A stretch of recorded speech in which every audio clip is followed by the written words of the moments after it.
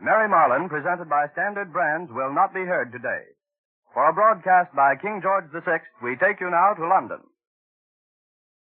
At 3 p.m., the British King George VI issued a D-Day speech. For the full transcription, please read the show notes for this track. United States of America, the British West Indies, Central America, and South America. In a few moments, we shall hear His Majesty the King.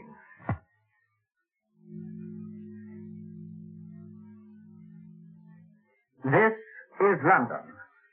In a few moments, His Majesty the King will speak to his people at home and overseas. He will also be heard throughout the United States of America. 4 years ago, our nation and empire stood alone against an overwhelming enemy with our backs to the wall. Tested as never before in our history,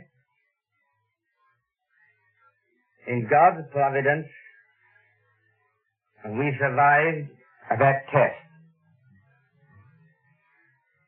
The spirit of the people, resolute, dedicated, burnt like a bright flame, lit surely from those unseen fires which nothing can quench.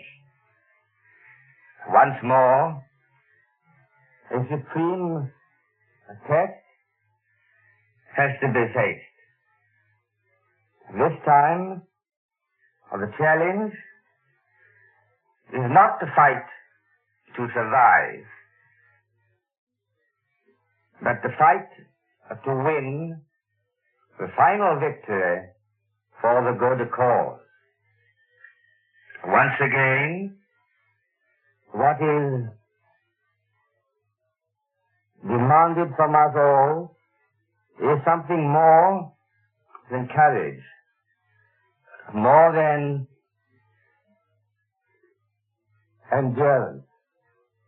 We need a revival of spirit, a new, unconquerable resolve. After nearly 5 years of toil and suffering, we must renew that crusading impulse on which we entered the war and met its darkest hour. We and our allies are sure that our fight is against evil and for a world in which goodness and honor may be the foundation of the life of men in every land. That we may be worthily matched with this new summons of destiny, I desire solemnly to call my people to prayer and dedication. We are not unmindful of our own shortcomings, past and present. We shall ask not that God may do our will, but that we may be enabled to do the will of God. And we dare to believe that God has used our nation and empire as an instrument for fulfilling His high purpose. I hope that throughout the present crisis of the liberation of Europe, there may be offered up earnest, continuous, and widespread prayer. We who remain in this land can most effectively enter into the suffering of subjugated Europe by prayer. whereby we can fortify the determination of our sailors, soldiers, and airmen who go forth to set the captives free. The Queen joins with me in sending you this message. She well understands the anxieties and cares of our women folk at this time. And she knows that many of them will find, as she does herself, fresh strength and comfort in such waiting upon God. She feels that many women will be glad in this way to keep vigil with their men as they man the ships, storm the beaches, and fill the skies. At this historic moment, surely not one of us is too busy, too young, or too old to play a part in a nationwide, a worldwide vigil of prayer as the great crusade set forth. If from every place of worship, from home and factory, from men and women of all ages, and many races and occupations, our intercessions rise, then,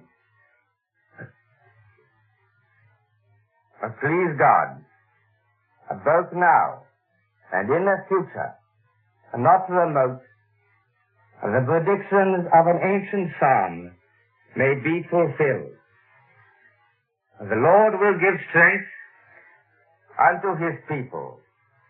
The Lord will give to his people the blessing of peace. By this time, Allied reinforcements from Britain had already arrived in Normandy. Ground troops linked up with the paratroopers further inland and pressed on towards Seine. However, the Allies wouldn't capture the city for more than a month. Once King George VI's speech was over, CBS switched back to Alan Jackson with news updates. You've heard a broadcast by King George VI of Great Britain. And now here's a summary of air action in the invasion. 10,000 tons of bombs cleared the way for the Allied army, and as the attacking planes swept through the French skies, only 50 German planes rose to oppose them. Allied aircraft ruled the skies, not only over the invasion beaches, but also far inland. The first official reports of the greatest aerial operation of the war said that the Allies made 7,500 sorties between midnight and 8 a.m. In Parliament, Prime Minister Churchill said that an armada of 11,000 first-line planes sustained the assault. The 7,500 sorties between midnight and 8 a.m. did not take into account the hail of bombs, rockets, and bullets that crashed down upon the French coast in the hours following. During the period covered by the report, more than 1,000 British heavy bombers filled the night with thunder. At dawn, the American 8th Air Force sent another fleet of more than 1,000 heavies into the air. More than 500 medium bombers and hundreds of British and American fighters were out during the same period. In the light of Reich Marshal Goering's order of the day, in which he instructed the German Air Force to repel invasion even if the Luftwaffe perishes, there were only two explanations why the German Air Force did not put up a fight on D-Day.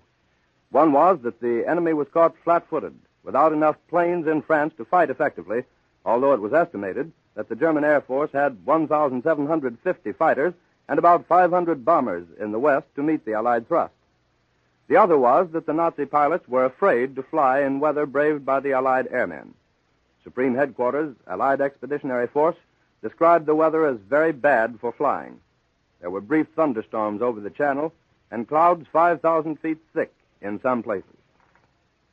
Then more than 1,000 American liberators and flying fortresses took up where the RAF heavies left off, unloading possibly another 3,000 tons of explosives on gun emplacements and other defensive works. In its first report on general air activities, the German opposition was described as light. after a night of heavy air bombardment and incessant attacks against the invasion coast, an effective cover for our troops and naval forces was maintained throughout the morning, headquarters said. Air opposition has so far been light. The air attacks began shortly before midnight, when well over 1,000 heavy bombers of the RAF Bomber Command opened up on the German coastal defenses. During the night, troop carriers and gliders of the U.S. 9th Air Force and the RAF flew paratroops and airborne infantry into the zone of operations, while light bombers of the 2nd Tactical Air Force attacked road and rail junctions and bridges. At daybreak, more than 1,000 heavy bombers of the U.S. 8th Air Force and waves of U.S. 9th Air Force medium bombers took up the air bombardment of gun emplacements and defensive works in support of the landing operations. Fighter bombers made repeated attacks during the morning on gun batteries and communications in and behind the assault front. The fighters have been out in large numbers supporting the heavy bombers and covering the land and seas operations. There were so many Allied aircraft in the air that you almost had to put your hand out to turn, said Lieutenant Colonel Frank Perigo of New York. More than 350 Marauders made repeated dashes across the channel and blasted a wide strip of the coastline in the zone of operations, encountering icing conditions that forced many to fly below the normal medium altitude, bombing at a level so low that concussions rocked the planes. Twin-engined Lightnings patrolled the skies continuously, guarding the fleet of naval craft and landing boats from an aerial attack which did not materialize. Thunderbolts flew a protective umbrella for troops moving into the continent. Other P-47 fighter bombers attacked railroad and highway bridges, road bottlenecks, and coastal batteries in the invasion zone. Some descended to treetop level and strafed German troops moving by trucks to defense of the beaches. There were literally hundreds there, the targets including airfields, anti-aircraft towers, and gun emplacements.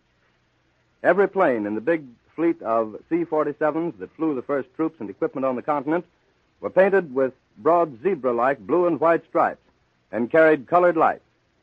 The stratagem appeared to have prevented any repetition of the Sicilian episode, in which many troop carriers accidentally were shot down by their own anti-aircraft batteries. The brightly lighted armada, which was traveling only a few hundred feet off the ground, stretched for more than 200 miles.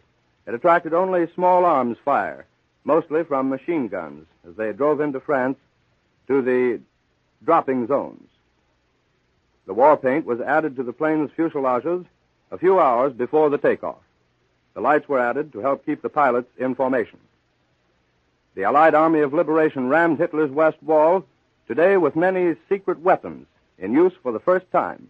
While not disclosing the types and actual number of these weapons, the Ministry of Supply said factories had been manufacturing them for many months under the greatest secrecy. Those are the latest developments reported by CBS World News. This is CBS, the Columbia Broadcasting System. Your principal function really was just to be there in case of great events, one, and two, to supervise and to put the president on in the event that he had some wish to make a fireside chat or any other address to the country. Needless to say, it's heady wine for a 23-year-old, about 24-year-old young man to go over to the White House and have the president greet him as a friend. And those days covering the White House was wonderful fun, you see. There were very few of us. And everywhere the president went, we went with him. When he went down to Warm Springs, we'd go down and take 2 houses at Warm Springs. This meant that there were 12, 14 reporters there. And if he was invited to a party, we were invited to a party. And we had a deep, fine, familial relationship. Prior to Anschluss in 1938 and Germany's investment of Austria, while there were news broadcasts, professional news staffs in the sense that we know them today hardly existed. At that time, for instance, Ed Murrow, who had been director of Talk CBS New York, had changed to European director CBS. This would be, I would think, in 1936 or early 1937, with his principal function, actually, to arrange, for instance, for the Pope's Easter message to be broadcast to the United States, for the music festivals, etc. It was more a question of special event programming from Europe, as, for instance, my work in Washington was concerned principally with special events. When Anschluss came, as you know, Ed Murrow, frantically looking for staff, found Bill Shira in Spain, where he had been with INS, and sent Shira off to Vienna to cover Anschluss and began to build a European staff, out of which came Severide, Collingwood, etc. Under the impetus of Anschluss, Paul White, who was the father of CBS News, and I think a man to whom the industry owes a great deal and doesn't quite recognize it, Paul White began to build in CBS the great news staff, which saw it through the war years, and I think took the network to great reputation thereafter. At 4:40 p.m., the just-heard John Daly, Bill Shirer, and Quincy Howe took to CBS's airwaves with more news updates. The open door, usually presented at this time by Standard Brands Incorporated over some of these stations, will not be heard today. CBS World News now brings you the latest news on the invasion, together with analyses of the situation as it stands at the moment. First, John Daly, followed by William L. Shirer and Quincy Howe. And now, Mr. Daly. President Roosevelt, at a press conference at the White House, which ended a short while ago, said that the invasion of Europe is up to schedule. Up to noon Eastern wartime today, the president said, American naval losses in the invasion consisted of 2 destroyers and 1 LST landing craft. Total air losses were 1%, a figure the president described as relatively light. Mr. Roosevelt told the conference, after making public a prayer he had written invoking divine aid in speeding victory for the invasion forces and a peace that will let all men live in freedom, reaping the just rewards of their honest toil. At 10 o'clock tonight, Eastern wartime, the president will broadcast the text of his prayer for victory, which he has written on the occasion of this invasion day. The president's prayer will, of course, be carried by CBS. The president told reporters that a great deal of information is coming in from the invasion fronts, and his manner indicated that it's favorable. More than 150 newsmen jammed the big Oval Office for the first presidential conference since the invasion. Mr. Roosevelt, in shirt sleeves and smiling, said he thought it was going to be a very happy conference. As he spoke, Fowler, his pet Scotty, played behind the president's desk. The president disclosed that the approximate invasion time was set at the Tehran conference last December, and that Premier Stalin of Russia was entirely satisfied with the date. Relatively few people in this country, he added, knew the actual invasion D-Day. A great many new troops and supplies were pouring across the Atlantic, but a very small number knew the exact information. At Tehran, the president said, it was determined to open the second front against Europe either at the end of May or in the very first few days of June. The exact date was determined only in the past few days. He added that at the time he addressed the nation on the fall of Rome last night, he knew our troops were actually in their invasion boats preparing to set off for Hitler's European fortress. The president said that the May-June deadline was set because of channel weather. One of the essentials of a cross-channel attack is to have what the president termed small boat weather, which usually begins in May. The weather was the factor in delaying the onslaught from May to June, but the president noted that there was only 1 day's postponement after the date was actually set. A reporter asked him if the invasion had been planned to follow the liberation of Rome, but the president said that was not the case because we did not know when Rome would fall. The Germans had something to say about the Allied naval forces today also. The Berlin radio tonight said that about 15 Allied cruisers and 50 to 60 destroyers are standing ready west of Le Havre, and that late in the day, a great number of landing craft were seen in the same area, apparently awaiting orders to hit the coast. At the same time, the German DNB agency said tonight that Marshal Karl von Rundstedt and Marshal Erwin Rommel, German commanders in Western Europe, are on the spot of the developments. But the Berlin radio is also busy explaining, in broadcasts beamed to Africa, why the Allied landings have not been repulsed. In a broadcast heard by Columbia's shortwave listening station here in New York, the Germans admitted that the Luftwaffe has offered only light opposition to the Allies and their invasion. The broadcast complained that the German fighter arm was extraordinarily handicapped by extremely bad conditions of visibility on the channel, but it failed to explain why these alleged bad weather conditions did not hamper the Allied air formations. A communique from Supreme Allied Headquarters with details of today's fighting is expected between 5:30 and 6 o'clock Eastern Wartime, and CBS will bring its listeners that communique as soon as it is received. That was John Daly with the latest news dispatches. Now here's William L. Shirer. It was interesting to see what the Germans were telling their people and the world today about the invasion. As you know, the Germans were first with the news, and it may be that Dr. Goebbels is trying to build up a temporary reputation for being first with the news and having it fairly accurate, in order later on, when the battle becomes really crucial, to fool us by pulling some fakes. Even tonight, you could detect some of the old Nazi propaganda tricks. They began speaking of our enormous losses, though we had heard from our own reporters that the losses were light. And they were pulling an old one of interviewing Allied parachute prisoners and having them say that they got a terrible reception from German guns and were now glad to come out of it alive. That's pure propaganda. The Germans have pulled it before. We may expect them to play on our home front nerves by exaggerating our losses. Another Nazi propaganda line broadcast all day was that we had begun the invasion on the orders of Moscow. This is rather laughable, but the Nazis no doubt expect that it will appeal to the professional Russian haters in Allied countries. Also, Nazi propaganda came forth with its first alibis today. There seems no doubt, as Mr. Churchill told the Commons, that we scored an initial tactical success. So the Germans said that their strategy now was to yield ground when it was of no importance. This, of course, prepared the German home listeners for possible coming reverses. Thus, Nazi broadcasts explained that the present stretch of coastline held by the Allies was not the strongest part of the Atlantic Wall, which explained why the enemy had been able to successfully land upon it. In fact, I have an idea that that German Atlantic Wall may turn out to be largely the work of the imagination of Dr. Goebbels. As Prime Minister Churchill explained in his second speech to the Commons this afternoon, our initial invasion attempt had gone better than expected.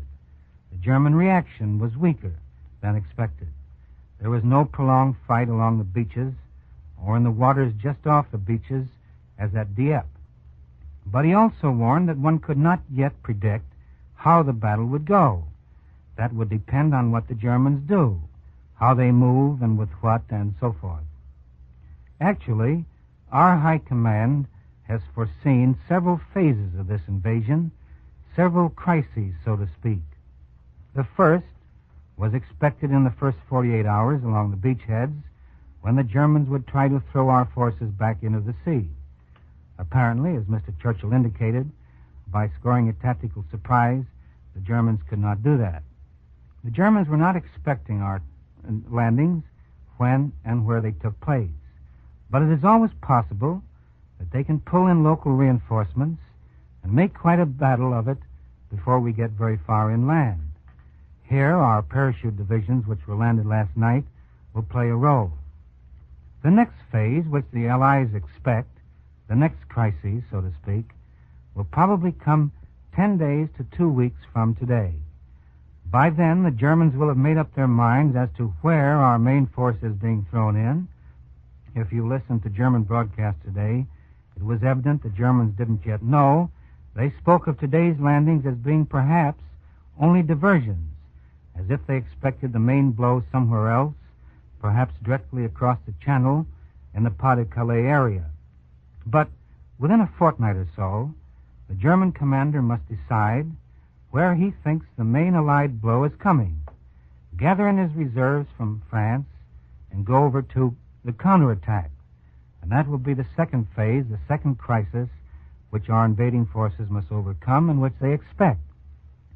Then when we've surmounted that, there will be a third crisis, the most important of all. This probably will not take place, according to the ideas in the Allied High Command, for about 6 weeks or 2 months. The main lines of our strategy will by then be obvious, and the time will be at hand when the Germans must pull not just counterattacks, but a counteroffensive in order to save their position in Western Europe. This will be the main battle of the campaign, with the Germans using up all their reserves, which by then they will have had time to bring from as far away as Germany itself, or perhaps even from the Balkans.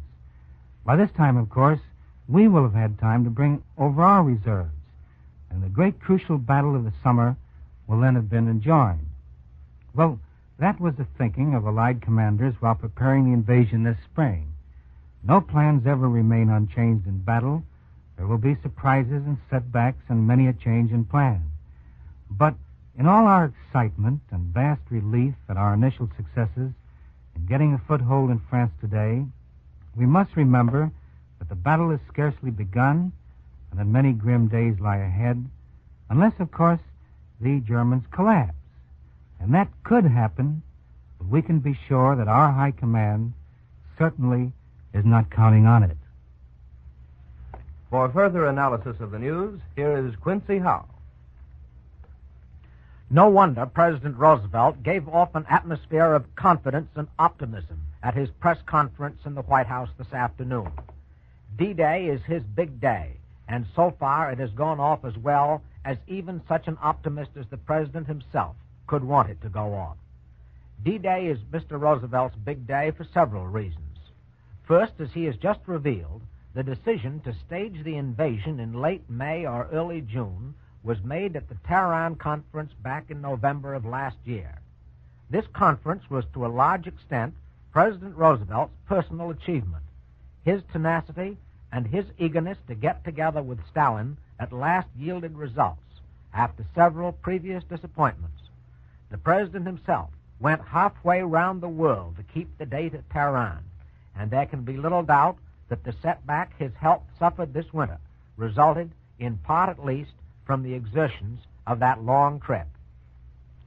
Just what Tehran really meant, President Roosevelt has had to keep under his hat for reasons that became apparent only today, and he's come in for a good deal of criticism for keeping the proceedings at Tehran so confidential. But we now know that it meant what the general statements issued afterward implied that it meant. That is, that Britain, Russia, and the United States had really gotten together on planning coalition warfare against Germany. Mr. Roosevelt played the key role at the Tehran Conference, bringing the clashing personalities of Marshal Stalin and Prime Minister Churchill together, and the President can therefore take a bow on the basis of the achievements to date. He proved himself at Tehran as effective in statesmanship as he's so often proved himself in politics, and both statesmanship and politics require a good deal of compromise and give and take. President Roosevelt not only played a considerable part in the political and diplomatic negotiations that led up to D-Day, he was in on all the military and naval plans, too. No president in American history since George Washington has played such an active part in directing the military affairs of this nation in wartime. Mr. Roosevelt had much to do with the invasion of North Africa and the whole Italian campaign. He's largely responsible for the Beat Germany First strategy. He's given the airmen and the naval men their head. He, like Prime Minister Churchill, has hesitated to commit the Anglo-American powers to a great land campaign. Because, like Churchill, President Roosevelt is a disciple of the doctrines of Admiral Mahan, and Admiral Mahan always insisted that British and American sea power, which today means sea power plus air power, Mahan always maintained that Anglo-American sea power could largely control the world. The Germans, however, challenged our sea and air power doctrines with their doctrine of land strategy. They attempted to seize and control the great land mass of Europe and eastern Russia, and from that base, or rather western Russia, and from that base to proceed to rule the whole world. Some people believe the Germans came within an inch of succeeding in this effort. Others doubt that any nation can really rule the whole world for any period of time. But Roosevelt and Churchill, both of whom rather fancy themselves as military and naval strategists, played quite an active part in working out the military strategy that is today being unfolded in Western and Southern Europe. And note that Prime Minister Churchill predicts more surprises and more secret weapons still to be revealed. President Roosevelt has immersed himself so much in military matters, he's become so deeply involved in a personal way in the day-to-day developments on all the fighting fronts, that he's not kept in such close touch with political developments as President Wilson did. Think back 25 years, and you cannot recall a day during the last war when President Wilson, who was also our commander-in-chief, took anything like so much time to explain the military developments as President Roosevelt rather took today. Mr. Roosevelt's prayer, though, expresses his deeper convictions more than his remarks at the press conference, but they combine to show him at his characteristic best, a man of infinite courage, optimism, and goodwill, who is convinced that this war has brought America to the top of the world, and who wants us to stay there, but who also wants the world to stay at peace. CBS World News has brought you the latest news on the invasion, together with analyses of the situation as it stands at the moment. This is CBS, the Columbia Broadcasting System.